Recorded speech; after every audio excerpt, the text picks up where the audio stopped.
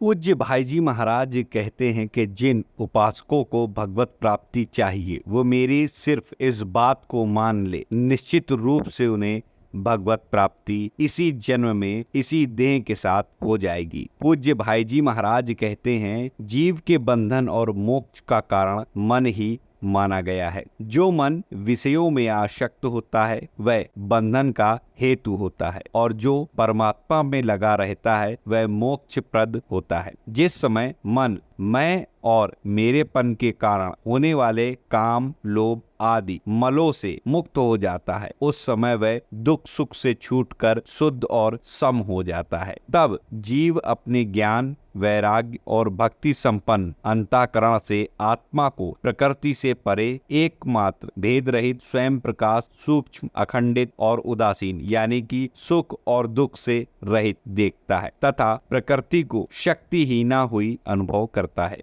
योगियों को ब्रह्म प्राप्ति के लिए सर्वात्मा श्री हरि के प्रति की हुई भक्ति के समान और कोई मंगलमय मार्ग नहीं है। विवेकी जन संग को ही आत्मा का अच्छेद बंधन मानते हैं, किंतु वही साधु पुरुषों के साथ किया जाने पर मोक्ष का खुला द्वार हो जाता है। अब यहाँ पर साधुओं का संग हम कैसे करें, क्योंकि हम तो अपने परिवार के साथ रहते हैं, फिर हम किसी साधु के साथ कैसे रह सकते। तो दोस्तों यहाँ पर साधु संग का तात्पर्य सिर्फ इतना है कि जो महापुरुष लोग जीवन जीने का तरीका, ईश्वर के प्रति प्रेम, ईश्वर के प्रति भक्ति और सभी जीवों में समभाव रखने के जो आदेश देते हैं उनको अपने चित्त में यानी कि मन में दिमाग में बैठा लेना, उनके अनुरूप ही जीवन जीना आचरण करना ही साधु संग कहलाता है। जो लोग सहनशील करुणामय समस्त देहधारियों के हित चिंतक यानी कि जीव जंतु सभी शत्रुहीन जिनका कोई शत्रु ना हो, शांत शास्त्र के अनुसार चलने वाले और सद्गुण संपन्न होते हैं, जो भगवान में अनन्य भाव से सुदृढ़ प्रेम करते हैं, भगवान के लिए संपूर्ण कर्म यानी कि सारे काम और अपने सगे संबंधियों को भी त्याग देते हैं और भगवान की पवित्र कथाओं का परस्पर कीर्तन श्रवण करते हैं, उन भगवान ही में चित्त लगाने वाले भक्तों को संसार के विविध ताप कोई कष्ट नहीं पहुंचा सकते। ऐसे सर्व संग परित्यागी महापुरुष ही साधु होते हैं। उन्हीं का संग करने का प्रयत्न करना चाहिए, क्योंकि वे आसक्ति मूलक संपूर्ण दोषों को दूर कर देने वाले होते हैं। सत्पुरुषों के समागम से भगवान के पराक्रमों का यथार्थ